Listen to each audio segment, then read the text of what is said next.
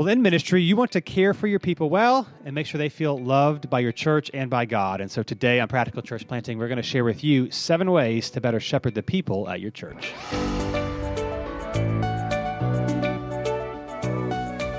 Welcome to Practical Church Planting. My name is Brian Brammer, and with me today is Dylan Dotson. And in today's episode, we are talking about 7 ways to better shepherd your people. Brian, as we begin, I feel like you must ask me a question. Oh my gosh. He didn't even warn me this was going to happen. If you're watching on YouTube, I've got a mustache today. For 3 days, every year I do like half on the beard, half off the beard, and I keep the mustache for 3 days. My wife hates it, but she tolerates it for a couple the Mario days. movie just came out too, so that was... Yes. Yeah. So anyway, just want to say that. 7 ways to shepherd your people. We're talking about how do you care for your people well. Number 1 is to initiate meetings with them. We've talked about this in the episodes past, maybe even last week's episode. I can't fully remember. Yeah. But again, there can be this assumption, like in ministry, that everyone's going to ask to meet with you, and sometimes that'll happen. I think sometimes it also takes time, particularly if you're a younger, newer church planter. And just to care for your people well is to initiate like meeting with them. And you don't have to depending on the size of your church, you don't have to meet with everybody all the time. But every once in a while, I think it's also helpful too doing this because it's helpful when you're just like getting up, like, hey, it's been a while, I just want to see how things are going. Obviously, like I think we said last time, like if you're initiating the meeting, like tell them what it's about. And if you have no agenda, like I always say, I've got no agenda because I don't want them to be worried of, did I do something or is he going to ask me to serve in some way? It's really nice when you actually can initiate meetings with no agenda because then it's just more point of contact when you're not asking them to do something. And it's not wrong for us to ask people to do something. We're leading in ministry, and so we're wanting to lead people in that sort of way. But it's just like, I think that helps people really feel cared for when it's like, you're not asking me to serve, you're not asking me to do anything. And I don't know. I've just had multiple conversations where people were kind of surprised by that. And again, I think in a good way because their experience in churches, like especially if like the pastor or some leader, someone in leadership reaches out to me, it's because they need me to do something. And they're not like upset or bitter about it. They get it. But I've just found, and this is just anecdotal, so I don't know, but people are like really surprised by that. Yeah. And so whether they have, and whether they have an issue, I mean, even being proactive about like, hey, you mentioned this, or we talked about this, like we did a prayer and worship night last week. And so some of the people I prayed for had like, we're confessing some sin and want me to pray for that. And so I'm going to follow up, not in a condemning way at all, but like, hey, what's going on? Let's talk about it. How are you doing with this? But just being very proactive to initiate meetings, I think it can be something that's easy to miss, but is a lot of value for your people. And don't wear yourself out doing this. I only say that because when I left Dylan the group because of the heresy he was preaching. Our community group? Yeah, community okay, group. Yeah. Sorry. I joined my own community group because we were growing and we needed leaders. Yeah. And my goal was to meet with the guys in my group once a month for like breakfast or something like that. And our group is bigger than I anticipated, so like it was a lot of guys.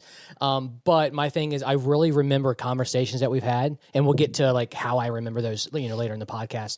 But it really means a lot when they mention something in group or in a personal conversation, and you follow up with it. So it not only is it like the frequency, but also that you remembered a conversation. Is a huge. At least that's been my experience, because especially also getting the community groups to meet with people, because it's like, oh, it's cool that a leader is meeting with me. That means something special. But also when someone who there's no obligation for them to also does it. Yeah, the thing is, like, we're not special. We know that. But when you're like in the leadership position at the church, or you preach a lot, or you're just in front of people, it does feel extra special to have someone meet with you. And I get, I like, for me, like I'm like, bro, I ain't special. Like, there's nothing. But I can understand that. And so really, in a good way, taking advantage of the respect that people might have for you. And to your point, like being wise about not being it too often or not doing too much. Like, it doesn't even have to be, it could be like twice a year. Or maybe even just once a year. And like, it still makes a real big impact on people. I'd also say too, you got to kind of figure this out, what works for you in your schedule. Like what's your goal of like meeting people per week? I mean, it can be flexible a little bit. But I think, again, depending on your role at the church and everything else you have going on, but try and maybe set a goal of like, here, maybe meet with like 2 to 3 people a week, or 3 to 4, or whatever it is. And just kind of be slowly consistent with that, as opposed to 5 people one week and then it's a month, and then just jamming them all in. And so what I typically try to do, the rhythm that I'm in, is I'm constantly, every so often, multiple times a month, I'm reaching out to various people to meet. And I also vary my initiation of these meetings with what are people asking me to do. So if I have, like if I'm looking at, so we record this on Monday typically. So Monday or Tuesday of this week, if I'm looking at my schedule for next week and I don't have any meetings or only have one so far, then I will go ahead and reach out to a couple people. But if I already have a few, I'll just kind of let it be what it is, and somebody might reach out more or not. But spacing it out is helpful too. And but it doesn't. I just found it doesn't have to be all that frequent. And especially if you can just see how they're doing, ask them about something that's going on in their life, and not asking them to serve in some way, it just means a lot to people. Yeah, so yeah, definitely. And one final thing to add to that is we've been getting an influx of I'd say newer people into the church, just interested, like people that are partners with us are just like sharing about New City to others, which has been great, a huge blessing. But a lot of times the conversations I've had is it's like they had a hard time connecting with their previous churches. And whatever that looks like, maybe they didn't try as much, or there's many factors that go into that. But having these touch points, like we're talking about, like initiate these meetings, is something perhaps that they didn't have prior. And so that's kind of why they're at your church at this point. So they're longing for it. Yeah. So initiate meetings with people. Be proactive on your end. It's a great way to shepherd your people. Number 2, ask how you can pray and then follow up with them. So legitimately, like hey, what's going on? How are things going? How can I pray for you? And I found I do this when it comes to like if somebody wants to meet or somebody has a request from me, I will very often pull out my phone. I used to do this. We've talked about this on this episode, and just set a like, hey, this person like said something to me about this, or like if I'll just like in front of them, like, hey, let me write this down, or this is a little bit different one. Like, let's say someone on Sunday says, hey, they want to meet, and I'll always say, hey, I will shoot you my calendar this afternoon, and I'll pull out my phone and I'll say, email so and so today, and I'll kind of know what that means, and it shows up on there, and so. And you can't follow up if you don't like write it down. And so, but being very proactive about it, again, this is another thing that I found that it's very cliche and normal for people to say, how can I pray for you? You have to do this for a while or ask multiple times for people to really start telling you how you can pray for them. It's the same thing for me. It's like if somebody asks how they can pray, it's like this is going to be very surface level. Like just on generally speaking, obviously the relationship depends on who they are, that sort of thing. But generally speaking, it's like we don't have much time to talk about it. Here's just some high level things. But when they ask a couple of times and they've followed up a couple of times, it's like, oh, like they're actually praying. And so then they will start like, this doesn't happen all the time, but people will like proactively tell me now. They'll email me, or I've got this like prayer box thing outside my office, which is in the lobby, which doesn't get used all that often, but it's really funny. People, I would say just as much as people like submit the note is they're writing it on Sunday and then they just tell me about it and then they hand it to me. But it wouldn't have happened if I didn't have this like prayer box outside my office. It's just like a black box that says, how can Pastor Dylan pray for you? And it's got like note cards. But just trying to be proactive. There's been times, when I've emailed like most of our partners or a lot of different people and say, I've got these prayer cards and, how are things going? Here's what I've written for in the past. And I do things differently. I don't always do it in the same way, but asking people how you can pray, asking them multiple times over a series of time, and then following up, that's when people will start to even share more things with you than they would just a random ask here or there. Yeah, the thing that I can 100% confirm is they'll start kind of coming to you and not following up with you, but like because you followed up with them, they will start sharing more. They'll want to meet more, and not like they'll become overbearing or anything like that. But you've kind of. It's very easy. I even caution myself sometimes when I say, "Hey, I'm praying for you." It's like, well, do you really? Are you, Brian? Like, because it can be kind of cliche. So definitely mean it and follow up. And if you don't have something kind of a way to follow up, maybe just kind of pause on saying that until you've kind of figured that out. I don't know. That's just kind of, for me, I have a hard time. I say something and I've forgotten I just said it. So I have to kind of leave myself a lot of notes. What did you say? Exactly. So I'm more conscious of the things that I say instead of just like, oh, here's ministry terms that you just shout out. One of the great things too, so I've got these prayer cards. I use them sometimes. I'm not using them all the time. I kind of like go through seasons.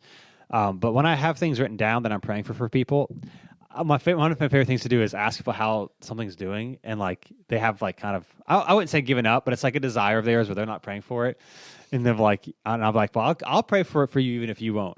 And it's funny to me, and I get it too. It can be very discouraging to pray for the same thing over and over again. It can be discouraging as you do this exercise to pray for other people the same things over and over again, and not seeing something on their behalf is super discouraging. But it's always funny to me when I'm like, how's this going? They're like, I don't know. I was like, well, I'm still praying for you. You might not be, but I am. It's just, again, this is just to make people feel cared for.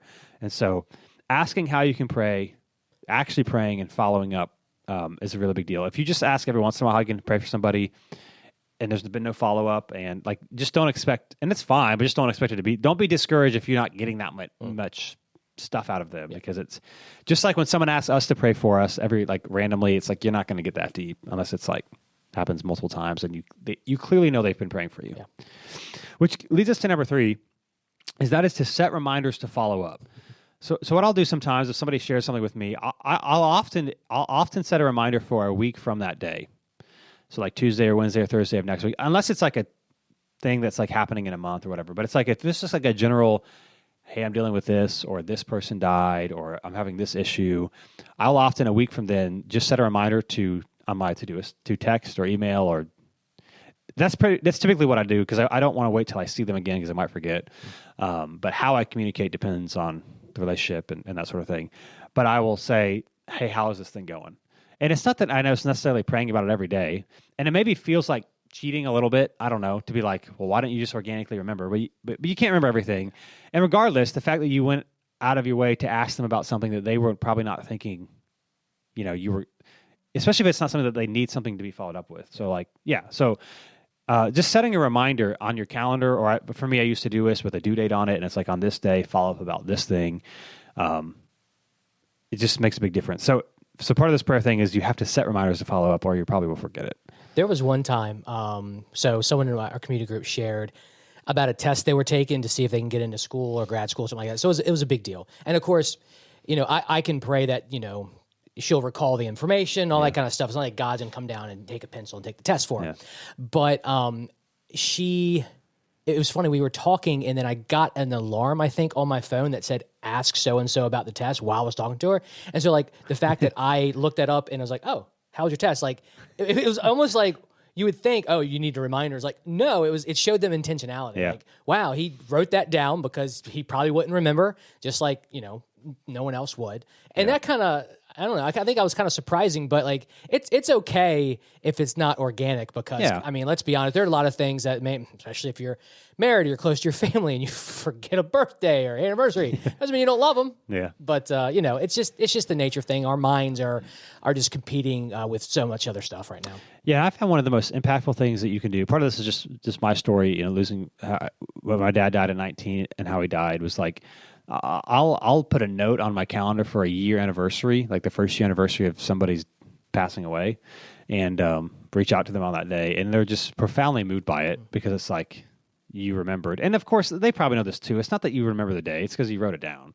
And so there was a couple years where I had a couple people on the anniversary of my dad's death would like reach out and text, whatever. And it was just like really moving that they, like, I knew, I obviously know I had the day in my mind with having on the calendar. They did not. They made a note of it and they wrote it down to say something to me. And so that's a powerful way too, in terms of following up, is that on a year anniversary of something significant, just saying something, because most people, I mean, hardly anyone else will say anything. Yeah. And so I found that to be really helpful as well. So set reminders, whatever it looks like. Maybe it needs to be a month, or whenever maybe someone's taking a test and it's after the test or whatever. Just like be proactive about it. Don't feel bad. Don't even feel bad pulling out your phone and setting a note. You don't have to, I mean, people don't, like, for example, they don't see what I'm typing. So it's like, they're not going to see me say, follow up with, like, they're just, whatever. So you got to do it.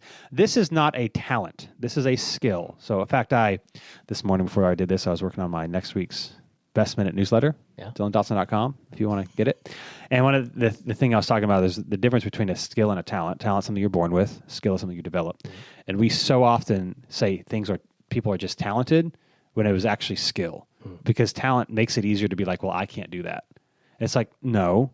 Your talent can affect your proficiency at it. So you can, if you're gifting, your ceiling can be set by your talent, but your ability is a skill that you develop.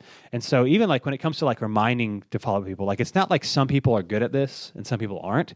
It's that some people have trained themselves and have a mechanism of following up, and some people do not. So there is no excuse of like, well, I'm just not good at that. It's I have not trained myself of how am I going to follow people so that they feel cared for. So if you feel like you're not good at this, it's just you got to figure out a decision of getting good at it, or just be honest that you haven't done it. Yeah, but it's not because you can't. Right. I just want to say that you can. You just got to figure out what's something that works for you. Number 4, this one's really important for me, is to preach to wounded people who want to be there. So when it comes to preaching and have people at your church, it can be really easy to get discouraged or frustrated because it's like, well, more people should be here and more people should be serving and more people should be giving and don't they love God and blah, blah, blah. And I've heard these sermons. I remember before we planted New City, we were in the launch team phase, and I was looking up churches, just seeing what other people were doing. And there was this church that ended up closing their doors, I guess, shortly after. And I was like, I clicked on their sermon, and I clicked into the middle of it or whatever. I mean, it was just the randomest thing, but it was also like the perfect spot. And the guy was talking about, you need to invite your friends. This thing isn't going to last if you don't show up. I mean, it was almost, he might have said it that way, but it was almost that. But I was listening to it, I was like, this is awkward. Now, I know he was frustrated. He was discouraged. The church had been around for about 3 or 4 years, and they were struggling, and it was hard. I get it. But you have to remember, the people that are there, they're there because they want to be. I mean, most people only come to church now because they want to be. The whole cultural, I'll just do it because everyone else is doing it, is not a thing. Even in the South, it's not a thing. They want to be there. And 2, people are wounded. They're hurting. They're dealing with difficult stuff. And so, yes, be challenging. Yes, be convicting. I think we do these things here at New City. But you want to be encouraging, and you remind them that God loves them, that God cares for them, and that they need hope, just like we need hope. And so, preach. You just got to remember, you are preaching to wounded people. And those that are there want to be there. And oftentimes we can rail against people who aren't showing up. But the people that are showing up aren't the problem because they're there. So you can challenge people. We've done that this year, trying to encourage our people, hey, you should be here if you're in town because it's good for you. But it's not like a desperation, please come or else we're going to close our doors. That's not it. But just remember, as you're preaching, preach to wounded people who want to be there and let that impact how you say and what you say. Yeah, everything that you say, whether it's, from the stage or in a smaller group or, whatever the context is, there has to be this extension of grace that if you want to, yes, you're going to get frustrated, but if you kind of want to, maybe some people that are like, okay, they're just not, they're complaining about this or that, but they're just not putting in the effort. I think a lot of times those are what some of those more private conversations are for, or are digging deeper if you're a mentor. But since this point is talking about preaching, there is a certain level of being general because everybody has their own specific things they're wrestling with. But you definitely have to understand that they're there for God and not really to hear a really good sermon. Yeah. And so I know I'm kind of fumbling over this because I don't preach as often, but hearing Dylan's sermons, there are times where it's he's encouraging, hey, I try to come 3 times out of 4, on a Sunday, or, if there's 5 Sundays, 3, or these different steps to help them do something that they know they may be struggling with, not beating them over the head. There's a different tone. And so if you can understand, preaching to wounded people, if that's in the back of your mind, you will approach it differently. Yeah. So again, have conviction, challenge your people, but don't condemn them or guilt them into doing something. And that's something I can see a lot, particularly in a smaller or a newer or a church plant setting, when you are particularly discouraged at a lack of, or things are not going the way you want. And it's easy to be like, well, you guys should be doing better. Or, obviously maybe you should be doing better as a leader. But anyway, you need to remember you're preaching to wounded people, and convict, challenge, but love. And you got it. People got to be encouraged, and they've got to remember that God loves them. This isn't like happy-go-lucky Joel Osteen, everything's going to work out the way you want. But this is God loves you, and he cares for you. And he, just like he cares for us and our issues, he cares for your people. And so preach to wounded people who want to be there. Remember, that is who is listening to your sermons. Number 5, consistent personal spiritual disciplines. I think I said this last episode, because we're reflecting on 6 years as New City Church. Turned 6. I'm just increasingly convinced that there's just, you kind of always knew it was important, but there's just no substitute that if you are walking with the Lord and you have disciplines and you have reminders and you genuinely love Jesus, that will come out in how you care for people.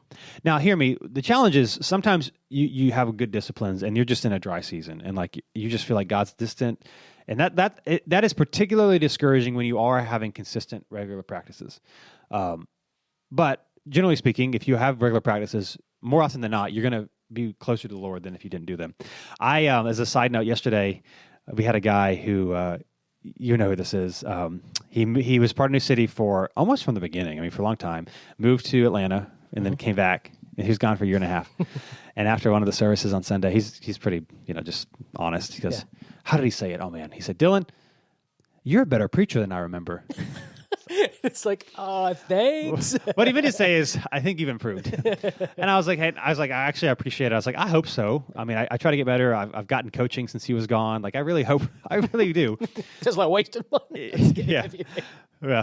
Would be. Well, the guy did it for free, yeah, but for everyone else. But he was a great coach. Anyway, it's important to me to want to improve. But as I was thinking about it too, like I think two things have made me a better preacher in the last year and a half. One is just continuing to get better.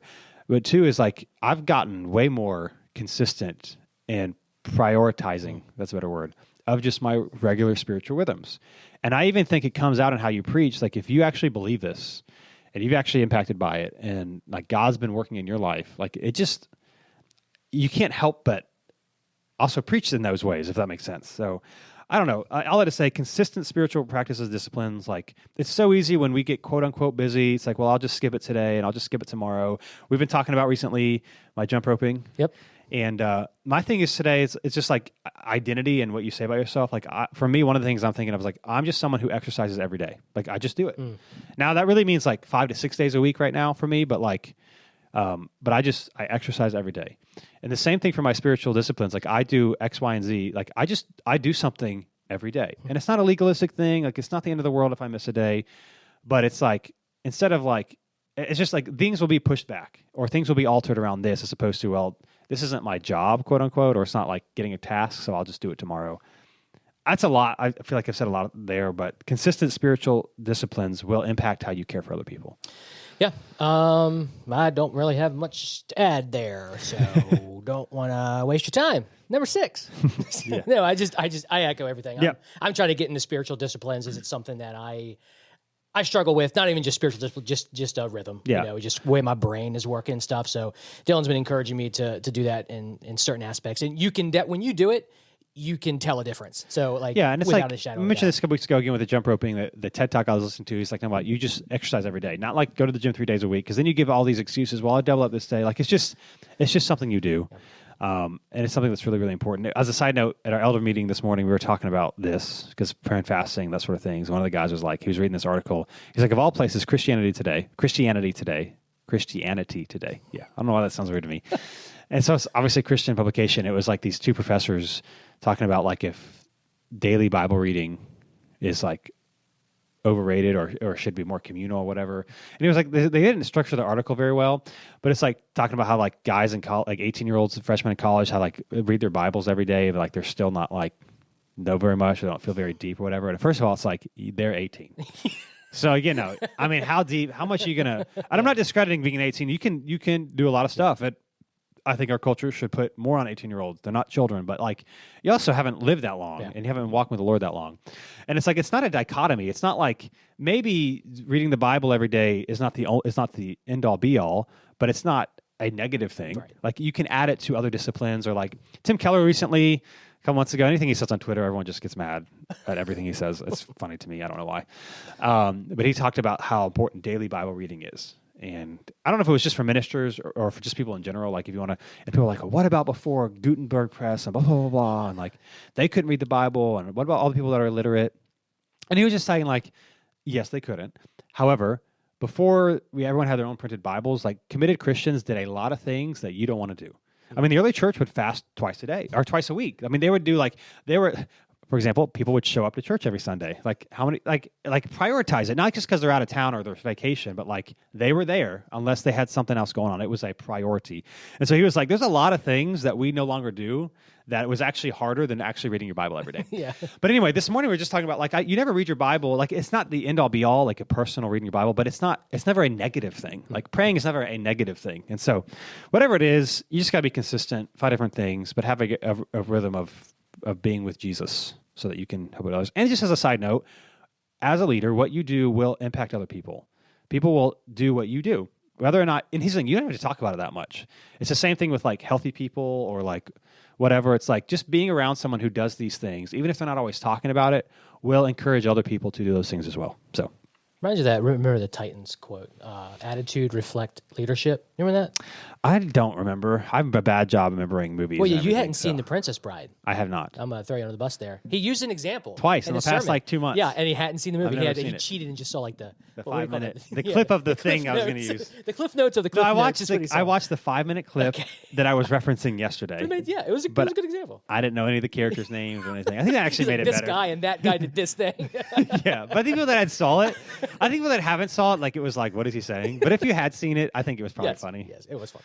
So anyway, set consistent personal spiritual disciplines. Number 6, find ways to communicate church updates to your people. So this is a caring thing because you want people to be involved and know what's going on. And if people feel like they're missing things, then I don't know, it just can feel like their church doesn't care about them. Right. Now, I know it can be frustrating when it's like, well, I do communicate and people don't show up or whatever. We can communicate. It's one thing if like people don't show up just because they just didn't see it or they forgot. So that happens often here. It's like, oh, I forgot about the thing. But like when they say I forgot, it's like, oh, I knew and I just didn't come or something came up. It's different than like I had no idea that was happening. And so what we want to be clear on is you just want to have, we've got episodes on this, I think pretty recently, of different ways to communicate things to your church. Find various ways to let people know, here's what's coming up, so that they have avenues to make a decision. They might forget, they might not come, they might not care to come, but at least they know about it. And so, communicating with your church in various ways, you can do next steps, the beginning of the sermon. These are things we talked about, your newsletter. We've got these bathroom graphics, which, and our 6-year anniversary video, someone mentioned the bathroom graphic, the random fact that we do. We put a random fact every week on the bottom of our here upcoming events. Like we only do like 3 events at the most, so it's not cluttered, and it's like a random fact, so it's like people will actually read it. If I don't have to go to the bathroom, I still go in to look at it. Yeah, really. See, I've had people who like on our church newsletter, I do a dad joke at the end. I just say it's a PS. What was Adam's favorite day of the year? He's like, it's Christmas Eve or something like that. Like it's just dad stupid. I have people say like, I just scroll down to the bottom, but they opened it and they might have seen something because they know it's funny. One of the people that actually moved away from New City reached out to me like a month after and said, I still read the newsletter. I still open it because I want to see the joke at the bottom. Yeah. So, and a good job putting it at the bottom because if got to scroll through everything, you got to go down. Yeah, that's right. You got to read it. So, like church clickbait. That's right. I'm just kidding. For the Lord, clickbait for the Lord. We are fishers of men, after all. Yeah. No, we have a lot of good touch points. Like you said, the newsletter, the bathroom. You didn't like that clickbait, fishers of men? I completely missed it. It's a Monday. Yeah. Had a long week. But anyway, lots of ways to keep in front of people. Yeah. So. Anyway. It's just a caring thing, and saying something on Sunday twice, it's not helpful. So, and we also, I try to, we keep people who serve in hospitality and stuff. We try to let them know. I don't want to say, before others, just so since they're already involved, it kind of shows like we appreciate what you're doing. We're going to kind of let you guys know what's coming up so you can prepare. And so it's like I don't want to say different levels of communication, but to a certain extent, understanding. You just don't want people felt like left in the dark. Yeah. So all those different ways you want to do that. And then last but not least, number 7 is online engagement. So this is, again, if you listen to this podcast, I think it's at least one of the things we've done the best at is giving people tools and talking through how to engage people online. That's what we hear from people often. This is, social media, YouTube, just anything online. It doesn't have to just be social media like traditionally, but any way to engage your people throughout the week. And so one of the things that we do is called Bible in a Minute, where we do like a Bible and a verse in a minute every single week. We take a clip of the sermon every single week. We got various things. It's just to stay in front of your people. Sometimes it's biblical content. Sometimes it's just videos or whatever, just like funny things. Like on Instagram, I'll often do like a poll that has nothing to do with anything, but just like people. It's just people like March to vote. Madness, yeah. So it's just like, and so you just want to engage with your people. Again, you don't have to yourself love or be on social media. You don't have to be on all the platforms, but at least you got to do something in our digital age that's showing you're in front of your people. I would encourage you, doing stuff online does not mean you're going to grow tons of followers. Now, I want to say it's 238. I don't know. I could be completely wrong. But in last summer, I think, we did an episode on YouTube. If you're on the Practical Church Planning Facebook group, it's pinned to the top. It's a list of all of our episodes. So if you like search for the word YouTube, we talked about things we've done to grow our channel, and it's like consistently ever since then, it's like consistently grown. And so, there's things you can do, but this is not to try to get lots of followers. This is just to stay in front of your people. Not all of your people are going to watch it all the time, but it's just like we're trying to help encourage and stay in front of you and remind you. To be honest, I think it also can help Sunday attendance because they're reminded of what's going on. But just trying to engage people online. Don't view social media and YouTube and all these things as just like church announcements. In fact, we hardly ever do church announcements on there. But being intentional with it, we've talked about this before. It doesn't take as much time as you would think. It goes maybe go back to the skill and talent thing. It's like the people who make the time to do it, they do it. Yes. And so you want to engage people online, create content. It doesn't have to be amazing. It just has to be consistent. That's our only thing. And you'll get better at it the more consistent you are. But just be consistent with it and engage your people, beyond just in person on Sundays. For us, we do Sundays well. I guess we do groups. But they're just hearing from the church can be helpful. And so engaging people online is important. Yeah, just start doing it. I know when I started doing these videos, I'm kind of colorblind, so trying to do color corrections not the best. I like things that are more blue or a little darker, and so I've had to learn different things. He's like sad, depressing, and we're like, Jesus rose from the dead, so let's make it happy. I do have a melancholy disposition. I enjoy like a overcast day. I don't know, weird. But so I've gotten some feedback on it. But the thing was, regardless of if one week it looked good, if next week it wasn't so good, we still did it. Yeah, that was the important thing. And it's getting better. It's getting better. Yeah, it just takes time. I'm video editing. People go to school for this, so I've had to also not put pressure on myself. Or when I get constructive feedback, it's like, no, Brian, they're not critiquing. They're just like, this is what we notice objectively. Yeah. But again, it's like you said, it's engagement. It's letting people know that the church, your local church, but the church as a whole, they're not disconnected from the world. And whether you look at it as unfortunate or fortunate, a lot of people do get like their news from social media because they don't, people are like, well, I can't trust, this side, this outlet, whatever. And so you go to where the people are. You go to where the people are, and social media is where the people are. So you're just kind of putting yourself in front of there just to let them know that you get it, you understand the times, not necessarily to grow. But those aren't mutually exclusive. Yeah. You could grow, but that's not the main goal. So some people don't care about social media at all. It's not a big deal. Some people do. Like for me, I'm active on it. Yeah. Like I would have a.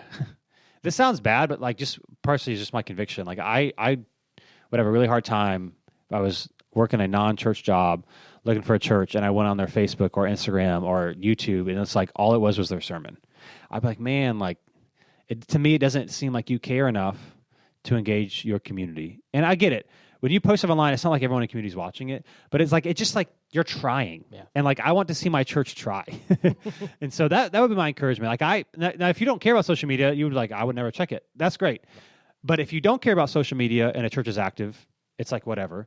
But if you do care about it, it's a positive. Like it's in no way is it a negative thing to do this. And so for me, it just comes down to putting on your calendar and doing it. It doesn't take a ton of time once you get used to it. But you got to start with it, and it's just. I think it's easier to do. It's an easy win. I don't know if easy is the right word, but it's so doable. Yeah. And so when I particularly get frustrated when like large churches with a lot of resources, like when our videos are better than theirs, and I don't mean this as like maybe this sounds like condemning and judgmental. Like I don't mean it as like we're better than them. I mean it's like we put time into it every week, and it's not like we put hours, right? We just plan, we're intentional on it, and it's like they got this time, and like they have. My dream, like if we were a large church, we would have a full-time videographer, full-time, and maybe a full-time editor. Maybe they'd be the same thing. I don't know how much all the time. Like, but that's what we would do. We would do more videos. Like we would do all these things. So I get frustrated sometimes. Where like for us, am I getting fired? No, you're not getting fired, but please do better. Please do better. But like no, for us. So like for example. Just fix it. On our sermons, we take a clip of our sermon, and it's like 60 seconds or less. Mm-hmm. And so Brian takes it, he puts the text on there, so he doesn't use just the Instagram or the TikTok captions. Like we make our own captions. And then we post a video. But like, and so when I see like large churches with I know have massive budgets, they clip their video and they just post it on Instagram and they just use the captions from Instagram. I'm like, that took you. Like it takes so little time to add your own captions, but they're accurate. You can edit them. So I don't know. I just get frustrated, or when they don't do it, they just post it. So I'm like, how do you not do more. I don't know. So, but my frustration is not like we're better than them. My frustration is engage. There's an easy way to engage, and we're missing an opportunity by not. So. Yeah, it's accessible to do these things. Yeah, and I think if you've heard the constant comment is like, we want to give God our best. What that means is that doesn't mean we give God the best, because we are only capable of doing so much, but we give him ours, meaning we prioritize these things, we do the best that we can, we improve on them. Doesn't mean everything that we produce is perfect. Right. So but we're trying. Yeah, our exactly. best. Like for us, for example, yesterday was Easter, and I mentioned this. I did this like on Instagram. I've been doing these reflections on Sunday evenings, on Sunday mornings. I don't know why, but like I started doing them a couple weeks ago, and like people are sending me messages how much they like them. I'm like, I don't think that, but whatever. So I've been doing them, and for us, like it was a mess. It ended up being fine, but everything went wrong. Like the computer screen stuff. I don't know if it was because we lost power briefly Saturday night, or because some other churches are in here and they messed with it. Live stream, couldn't get that to work. Everything came together. Like some stuff was moved from the church that rents our space on Saturday for Easter, and like we're trying to get everything ready. And we had 3 people in the band call out sick, and so it was like just keys and a cajon and 2 vocalists, which was not. And it just at the end of the day, it was a good reminder of like you can only do what you can do. I was disappointed for sure, especially because like I didn't want people wondering like, this is Easter, why is this band? Because we typically have more than that, and so for it to be Easter to be just that. It's like I wanted to be like, hey, like this wasn't our plan. But yeah, so it was disappointing, but it was a good reminder, like you can only do what you can do. But it was a mess for us, and it can really be discouraging when on Easter or on these big weekends when everyone's like, all these baptisms and all these rooms were full, and we had like 20 people out. It was weird. Like, how do people get sick at once? But I don't know why I'm talking about that. I come up. I don't know. Maybe just to encourage do your best, and you do what you can with what you have. And like, so I was, we had someone who's going to come in and start being a coordinator. So they kind of oversee the serve team on the Sunday morning. Yeah, so that I can free up to like fill in gaps or put out fires. And so I was training someone. So he comes in early, and he's like, well, "Where's Brian?" He's like, he's over there." And so like I felt terrible. Like he didn't get to shadow me at all. But we had other things to do. He had stuff to do because everything was messed up. We put him to work. My coffee guy is a good friend of mine too. He decided to help do setup. So it was normally I would stress. And I think normally you'd get a little bit not out of shape, but you're just like, in the past I would be like, I would be not just disappointed, but like, I don't know what the right word is. Be like, just like, this stinks. And now it's like, I mean, I was disappointed, but it's like, we did what we could, and that's all you can do. But the disappointment, because we talked about it, yes. The disappointment wasn't dejecting to you. Yeah. Like you were still encouraged by the people that came, by the worship. And so it's almost like looking past those things, because when you look back, they really are minor. I think in a week from now, we're like, what, that was an awesome time of worship. The night of worship we had prior was even. That was awesome. That was our super spreader event. Apparently, everyone got sick. They didn't come to Easter. Yeah. So just all to say is you do what you can, and you do that well. But if it doesn't go as expected, that doesn't mean like you've let God down. You've done the best that you can, and that's the point. Like all that to say for this online engagement, just do the best you can with your budget, or with your phone, or with your audio. It's not about being the best in the world. It's just like giving it a good effort. And I think what I've seen sometimes is just the lack of effort can be discouraging to me. Not that it's not the quality. So anyway, those are 7 ways to better shepherd your people. Also, if you want some help with the social media, if you go to practicalplanting.com, we've got a free church planner's guide to social media. And so we walk through how you can post like easy posts that you can do to have like a post like every day of the week or like 5 days of the week. So it's super easy to follow. Practicalplanting.com. Just put in your email address and it'll get sent right to you if you want some practical steps on that. And if you're on Facebook, be sure to join the Practical Church Planting Facebook group. So got over, as of this recording, about over 2,000 people are part of the group. People ask a lot of questions, and so that's a great way to connect as well. And thanks for listening. We'll be with you next week on Practical Church Planting. Later days.